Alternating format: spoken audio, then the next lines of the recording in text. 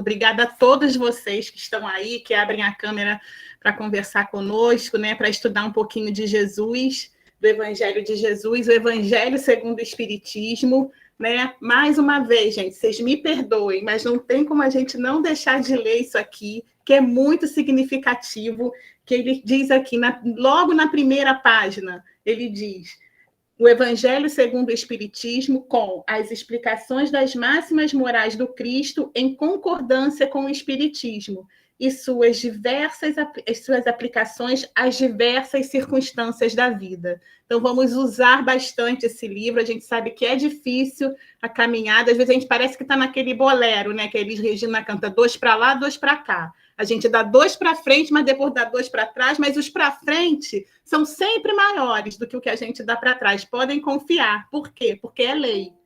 É da lei de Deus, tá? A gente, então, vamos confiar em Jesus, né? Que é o governador do nosso planeta, que está sempre no leme. Tá? Então, vamos ler, vamos à leitura. Nós estamos estudando o capítulo 13, cujo título é Não saiba a vossa mão esquerda o que dê a vossa mão direita. E vamos hoje ler, refletir um pouco sobre o item 14. Vamos lá. Várias maneiras há de fazer a caridade, que muitos dentre vós confundem com a esmola. Diferença grande vai, no entanto, de uma para a outra. A esmola, meus amigos, é algumas vezes útil, porque dá alívio aos pobres, mas é quase sempre humilhante, tanto para o que dá, como para que o recebe. A caridade, ao contrário, liga o benfeitor ao beneficiado e se disfarça de tantos modos. Pode ser caridoso mesmo com os parentes e com os amigos, sendo uns indulgentes para com os outros, perdoando-se mutuamente as fraquezas, cuidando de não ferir o amor próprio de ninguém. Vós, espíritas, podeis sê-lo na vossa maneira de proceder para com os que não pensam como vós, induzindo os menos esclarecidos a crer, mas sem os chocar. Sem investir contra as suas convicções, e sim atraindo-os amavelmente às nossas reuniões, onde poderão ouvir-nos e onde saberemos descobrir em seus corações a brecha para nele penetrarmos. Eis aí um dos aspectos da caridade. Escutai agora o que é a caridade para com os pobres, os deserdados deste mundo, mas recompensados de Deus se aceitam sem queixumes as suas misérias, o que de vós depende. Far-me-ei compreender por um exemplo. Vejo várias vezes, cada semana, uma reunião de senhoras, havendo-as de todas as idades. Para nós, como sabeis, são todas irmãs. Que fazem? Trabalham depressa, muito depressa, têm ágeis os dedos. Veja como trazem alegre os seus semblantes e como lhes batem em uníssono os corações. Mas, com que fim trabalham? É que vem aproximar-se o inverno, que será rude para os lares pobres. As formigas não puderam juntar durante o estio as provisões necessárias.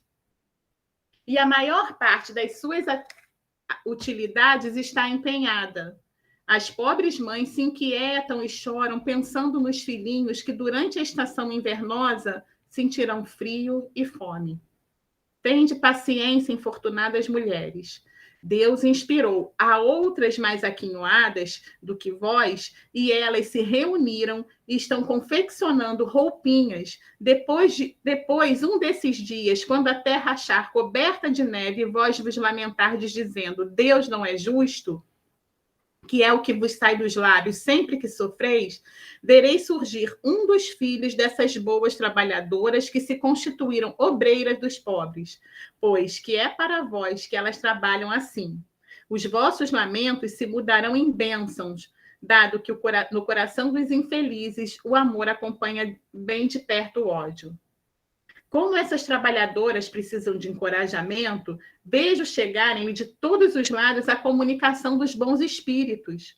Os homens que fazem parte dessa sociedade lhe trazem também o seu concurso, fazendo-lhes uma dessas leituras que agradam tanto. E nós, para recompensarmos os zelos de todos e de cada um em particular, prometemos às laboriosas obreiras boa clientela que lhes pagará à vista em bênçãos, única moeda que tem curso no céu, garantindo-lhes, além disso, sem receio de errar, que essa moeda não lhe faltará. É Carita, em Lyon, 1861. Nossa, que emocionante, né? Depois dessa página de Meimei, que emocionante, né? Então, gente, a gente sabe, né, que a caridade realmente pode ser feita de várias formas.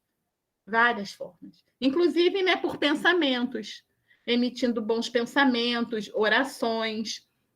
Mas, como ela está dizendo aqui, muitos de nós ainda a confundimos com a esmola, né? Aquilo, a gente às vezes dá aquela esmola, se livra daquele problema ali momentâneo, alivia um pouquinho o coração, mas a centelha divina ali está dentro de nós. Por isso que ela vem dizer, humilha tanto aquele que recebe quanto aquele que doa. Claro que resolve o problema da pessoa naquele momento, que muitas vezes a motivação do pedido da esmola naquele momento é a fome. A pessoa está passando fome mesmo ali. Entendeu? A gente pode pagar um lanche, mas será que só isso é o suficiente? Né? Ou será que é realmente da esmola, aquele recurso que ele está precisando naquele momento?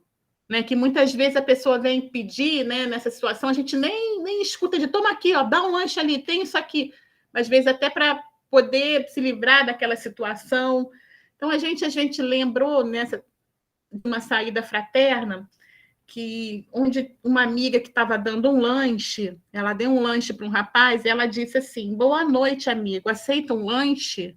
Nossa, o olhar dele, o sorriso, o rosto se iluminou, gente, sério, se iluminou. Ele ficou até emocionado. Ele falou, não é o lanche, senhora, é uma atenção e a palavra de carinho que a senhora está me dando. Nossa, muito obrigada. Porque muitas vezes até algumas pessoas que vêm trazer coisas para a gente aqui, elas entregam, vão embora, não dão nem boa noite. A senhora só da senhora está falando comigo, né? Eu já fico muito grato, né? E nem dava muito tempo de conversar, que era muita coisa, eram outros lanches que tinham para distribuir, e a gente teve esse retorno. Né? Na quarta-feira também, no estudo do Evangelho, até que a Conceição foi, ela citou um outro exemplo também, né? Que estava um amigo da casa, estava olhando um rapaz, ele falou, senhor, eu só estou aqui catando latinha. E esse amigo da casa deu atenção. Depois vocês, quem não teve oportunidade, escute a palestra, está no YouTube, e ele falou, olha, eu estou catando aqui latinha. E começou a conversar com esse rapaz. E o rapaz falou, olha, só o senhor está me dando essa atenção, o senhor está falando comigo, isso para mim já está ótimo, já é o suficiente. Eu já almocei, parece que era perto da hora do almoço, e eu já almocei e já não estou com fome e tal. E o rapaz começou, né? Esse amigo da casa começou a conversar com o rapaz e soube que o rapaz estava precisando de roupas e parece que teve todo um desdobramento para doar a roupa. Depois vocês vão lá e escutem esse estudo que vale muito a pena, gente, como todos os outros, né? Que estão todos no YouTube. E esse rapaz, nesse momento, ele estava precisando de roupa, mas ele não poderia estar, por exemplo, precisando, não sei, de uma passagem para voltar para casa? Que a gente sabe que isso não é raro, gente. Nos grandes centros, a gente encontrar algumas pessoas que vieram aqui com uma promessa de emprego, esse emprego acabou não se concretizando, a pessoa não teve o recurso que ela trouxe, né? Que geralmente sempre é muito pouco, acabou, e ela teve que ficar pelas ruas e não tem nem dinheiro para voltar para casa, para outra cidade. A família também não tem como ajudar, ou às vezes ele acaba nem comentando com a família, até por um certo constrangimento, né? E como a gente vai saber disso? Né? Tentando sempre buscar o exemplo de Jesus. A gente sempre tenta buscar o exemplo de Jesus. Jesus exemplificou como? Com a parábola do bom samaritano. O que o bom samaritano fez? Como dizem hoje em dia, ele não soltou a mão. Ele encontrou o homem ferido, colocou lá no seu transporte, levou para um hotel, né, para um lugar mais próximo, né, onde ele conseguisse uma pousada da época, né, que era muito comum na época, pagou as despesas dele naquele momento e voltou depois para saber como ele estava. Claro que às vezes é muito difícil, né, gente, da gente às vezes fazer isso, mas a gente pode até alguém vier pedir, mas eu já dei um lanche e tal, obrigada, bom apetite, Deus te abençoe, e faz uma prece rapidinho quando estiver saindo para aquela pessoa. Né? São tantos sofrimentos que a gente vê por aí, é tanta gente sofrendo, né? Então a gente tenta sempre buscar o exemplo, né, de Jesus, a dar continuidade àquele primeira atitude que a gente teve sempre que for possível, né? Até a gente, poxa, doou, fez a doação das meias e das touquinhas, né? Que, gente, a gente precisa agradecer a todos os que, um parêntese, agradecer a todos os que colaboraram. Quem foi lindo, foi muito legal, né? O lanche, o transporte, as orações, as boas vibrações, né? Tudo que todos fizeram aqui foi muito significativo. O contato com as pessoas lá do lar para poder que tudo desse certo. Foi tudo muito significativo, muito obrigada mesmo. Né? Mas, assim, a gente ajudou uma instituição, depois a gente pode pegar lá e ver o que a instituição está mais precisando. Será que a gente não consegue fazer mais alguma coisa? Não consegue um dia fazer um trabalho voluntário? Mas é distante, não sei o quê, mas a gente incentiva algum outro que mora ali perto, leva para o nosso trabalho. Olha que legal, gente, essa instituição aqui, eu conheço a casa que apoia, a casa é séria, idônea. Né? A própria casa que apoia a instituição, né? A nossa casa, às vezes também tem tantas atividades, na quarta-feira mesmo, tantas atividades, como foi citado ali na palestra também, tanta coisa que às vezes acaba sobrecarregando um e outro. Né? O que a gente pode fazer, né, para ajudar aqueles que tanto nos ajudam, né? A espiritualidade que tanto nos ajuda? É uma forma também de dar continuidade ao que a gente começou. Né? Então, existem várias formas, né, de dar continuidade. As casas precisam se manter de alguma forma. Né? E é isso, a gente começar e procurar saber, andar um pouquinho mais. Né? Que se cada um fizer um pouquinho, né, o pouquinho vira muito, como a gente viu nessa campanha, que foi tão bonita, né? Então, gente, esse Carita também nos estimula, nos lembra, né, que a gente também, dessas diversas formas de caridade, nós podemos ser caridosos com os nossos parentes, com os nossos amigos, né? E como? Né? Novamente, voltando a Jesus, ao livro dos Espíritos, como aconselham os Espíritos, né? Naquela pergunta que o nosso codificador fez, que Allan Kardec fez, a pergunta 886, ele pergunta como é a caridade segundo entende Jesus. Então, não foi nessa ordem que foi respondida, mas ele diz: indulgência para com as imperfeições, perdão das ofensas. Ela está dizendo aqui, sendo indulgentes para com os outros, perdoam-se mutuamente. Benevolência para com todos. Então, não firam a autoestima de ninguém, o amor próprio de ninguém. Né? E esse exemplo aqui, esse texto de Meimei foi tão bonito, tão lindo, tão significativo, né? Ela disse: auxilia aos que te rodeiam, né? Porque tem algum que sofre a falta de alguém, tem algum outro que tem vários conflitos, tem uma mãe que tem um filho complicado, tem um outro que tem uma moléstia, isso está tudo do nosso lado. Né? E como ela aconselha aqui, que eu vou ler de novo, que é tão bonito: quando encontres alguém que te pareça em crises de inquietação e desarmonia, isso não é sinal de que a tua presença se faz indesejável. E mais embaixo ela fala: compadece-te dos outros, para que os outros compadeçam de ti. Né? É aquela caridade que a gente faz com aquele que estão convivendo conosco. Né? E ela ainda conclama a gente, né, uma responsabilidade. Vós, espíritas, podem atrair, podem colocar as suas ideias sem impor. Gente, olha a nossa responsabilidade. Ainda mais agora, né? Que não tem como a gente não falar da nossa casa, que foi atrás, que foi como bom samaritano, que saiu a semear nessa época de pandemia e se virou, gente, buscou, porque não tem nenhum expert em computador, em rede social, não. O pessoal foi lá, eu fico confortável em falar, porque eu não participei disso, então eu posso falar que eles foram atrás, buscaram e trouxeram essas reuniões virtuais para nós, para que a gente pudesse usufruir, para que a gente não ficasse desamparado. trouxeram as reuniões, trouxeram a evangelização, a mocidade. Olha que bênção, que não se acomodaram.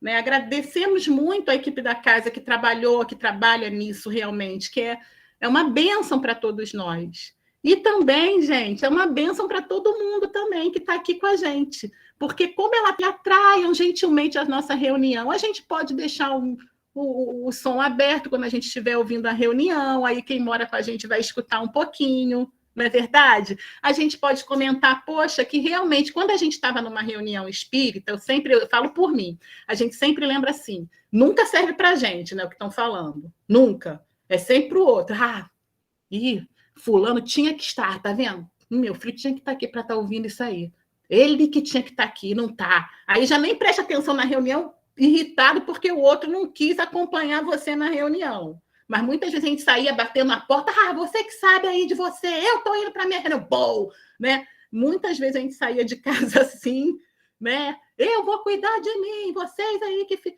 né? Então, gentilmente, né? Gente, eu estou indo para a reunião, quem quer me acompanhar? Gente, eu vou para o Evangelho. Gente, graças a Deus, está na hora da reunião, vou abrir aqui o computador um pouquinho, meu fone quebrou, tá, pessoal? Não se incomodem, não. Estou com um problema aqui no fone. E assim eles vão escutando. Não tem como a pessoa não se sentir... É irresistível a irradiação que fazem, gente. Que pensam em todos, pedem por todos essa irradiação. Né? Então, e aquilo, né? A gente, em vez, quando a gente pensa, poxa, a pessoa podia estar ali, estar aqui ouvindo essa reunião, mas a gente tem agora o YouTube. A gente pode, olha, tá lá no YouTube da casa, tem falou sobre o auto-perdão, falou sobre o estudo do Evangelho, falou sobre a caridade, é tão bom, eu escutei, me fez tão bem. Você não quer escutar também? Tá aqui, ó. É só você escutar, tá? Ou a gente envia gentilmente, né? É aquilo, é a gente convidando de uma maneira mais, assim, sutil, né? Então, e, gente, esse capítulo é tão legal, porque ele fala, às vezes, conta algumas historinhas, né?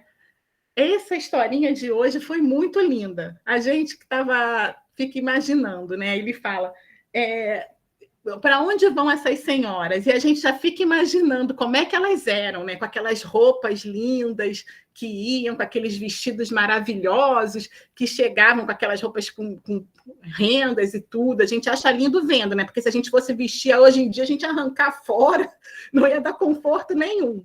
Mas a gente já fica imaginando aquelas senhoras, já começa a se transportar para aquela época, né? E imaginando como é que era aquela cena, elas chegando, se cumprimentando, né? E imaginando, deve ter ali num canto uma mesa com um chá para elas tomarem aquelas louças maravilhosas. Mas o que chama mais atenção, gente, é o que ele diz: vejam como estão alegres os seus semblantes. A alegria. A gente imagina que elas estavam alegres, sim, por se encontrar, porque com certeza não tinham algo em comum, mas a alegria por estarem fazendo algo de útil, fazendo algo bom, sem ostentar, sem que a mão direita soubesse o que a mão esquerda está, fazendo bem só pelo prazer de fazer o bem, pela consciência de que tem outros menos aquinhoados que elas, que estão precisando daquilo naquele momento.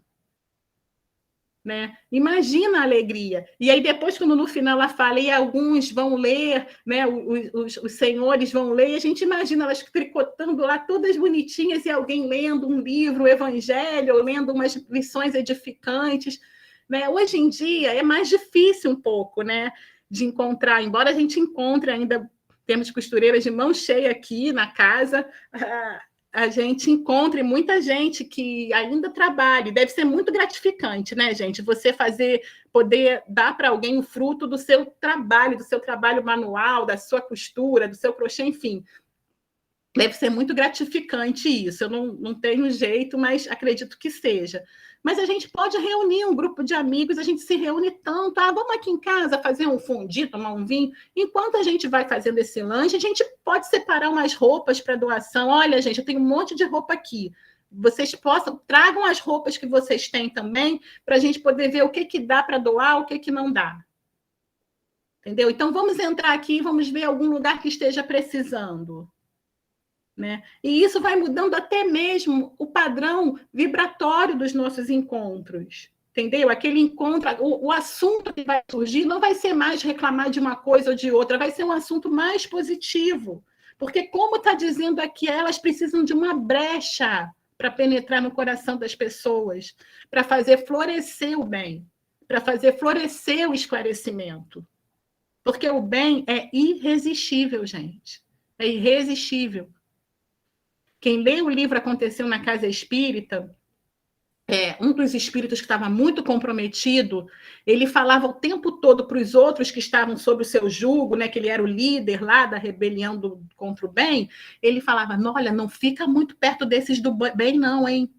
Não, que eles pegam você pelo pé. Não resiste. Eles vão vir com esse papo de amor, de isso, vocês vão acabar caindo. Resiste. É irresistível. O amor, o bem é irresistível. Né? Então, a gente tem várias formas, né, gente, da gente praticar o bem, e a gente ainda é muito resistente às leis divinas. Por isso a gente está aqui, por isso a gente sofre tanto. Né? E como ela está dizendo, a gente tem uma raiva, o ódio no nosso coração, mas o amor está logo do lado. O amor está logo do lado. Então, o que a gente pode despertar numa pessoa, às vezes com um simples lanche dado com carinho?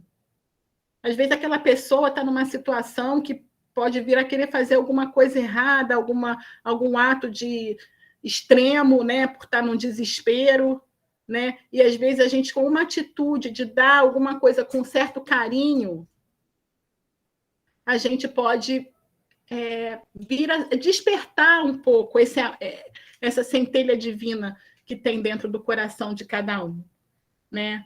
Então, com toda certeza, a gente recebe muito mais do que a gente dá. Em bênçãos, e essas bênçãos são imediatas, com toda certeza. Né? A gente recebe muito mais do que a gente dá. A gente já nasce recebendo o dom da vida. Às vezes, a gente pode estar passando por um sofrimento atroz, por um sofrimento muito complicado, que a gente não consegue ver luz no fim do túnel. Mas aquilo também passa. Isso também passa. Entendeu? E com certeza, se a gente olhar para o lado, tem gente que está numa situação muito pior do que a nossa. Com certeza. Isso aí, sem sombra de dúvidas.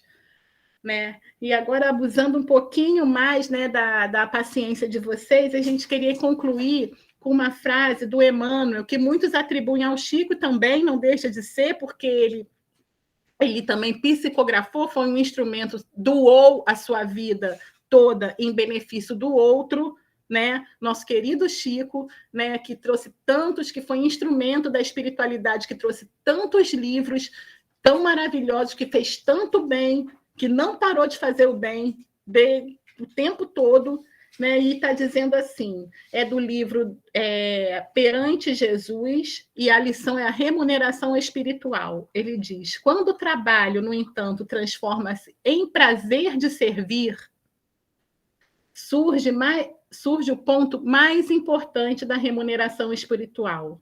Toda vez que a justiça divina nos procura no endereço exato para a execução das sentenças que lavramos contra nós próprios, segundo as leis de causa e efeito, se nos encontra em serviço ao próximo, manda a divina misericórdia que a execução seja suspensa por tempo indeterminado. É Emmanuel. Tá? Gente, que Jesus nos abençoe. Obrigada pela paciência de vocês, pelo carinho de todos. Que Jesus possa nos abençoar, possa ficar conosco durante toda essa semana, ou melhor, que a gente possa ficar com Ele, porque Jesus está sempre conosco. Que Ele nos abençoe. Obrigada a todos.